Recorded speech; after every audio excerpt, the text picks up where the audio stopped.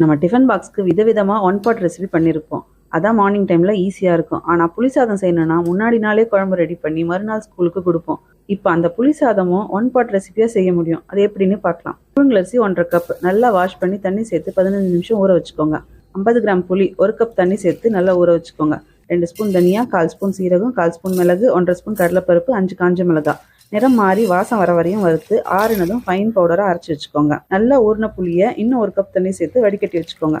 Pressure குக்கரில் 4 table spoon நல்லெண்ணெய், 1/2 spoon கடுகு, 1/4 ஸ்பூன் சீரகம், 3 ஸ்பூன் கடலைப்பருப்பு, 1 ஸ்பூன் உளுத்தம்பருப்பு, 2 டேபிள் ஸ்பூன் வேர்க்கடலை, 6 காஞ்ச மிளகாய், கொஞ்சமாக கறிவேப்பிலை, 1/4 ஸ்பூன் பெருங்காயம். நல்லா பொரிஞ்சதும் அரைச்ச பொடி 1/4 ஸ்பூன் மஞ்சள் சேர்த்து 1 நிமிஷம் லோ ஃப்ளேமில் வதக்கி விட்டுருங்க. 2 கப் புளி தண்ணி, 2 கப் தண்ணி, 1க்கு 2½ கப் தண்ணி சேர்த்து 1½ ஸ்பூன் உப்பு சேர்த்து கலந்து விட்டு உப்பு புளி சரி பார்த்துக்கோங்க. ஊற வச்ச அரிசி சேர்த்து மூடி மீடியம் ஃப்ளேமில் 2 விசில் விட்டு எடுத்தால் உதிரி உதிரியாக புளி சாதம் ரெடி ஆகிடும்.